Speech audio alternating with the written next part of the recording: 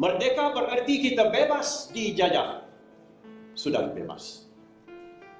Inggris menerusi Duke of Gloucester telah menyatakan, "Today Malaya is free." Tunku dengan Tun Razak, dengan Tun Dr. Ismail sudah memberi kita apungan dan juga kenyataan bahawa semenanjung tanah Melayu adalah hak istimewa kepada orang Melayu.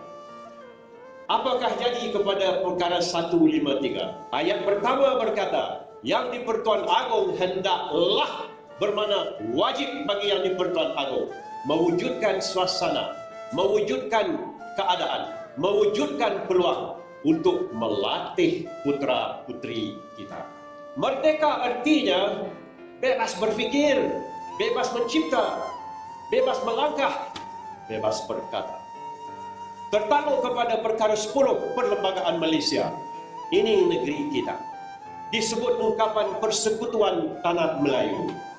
Berapa orang berani bercakap pasal semenanjung tanah Melayu pada hari ini? Dihadkan.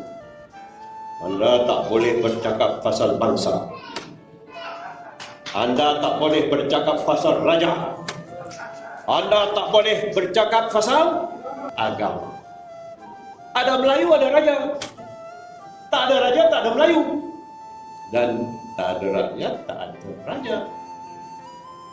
Novel-novel sudah tak keluar lagi, kecuali novel-novel yang mirip kepada asmara cinta. Tidak ada lagi yang ditulis seperti Christmas, Osman Nawang, Lokman Musa. Lantaran mereka sudah tiada, ini pun satu markah yang boleh kita katakan defisit dalam merdeka. Mana dia hidangan nasi, mana dia nasi sedulang, mana dia transformasi sudah hilang. Melayu tak hilang di dunia, tapi dah sesat di tengah jalan.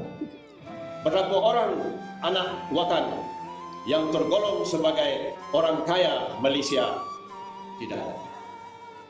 Ikut mana pun, sekiranya orang Melayu tidak bersatu menunjukkan demi kepentingan merdeka masa depan, orang lain yang akan merdeka, bukan kita yang merdeka.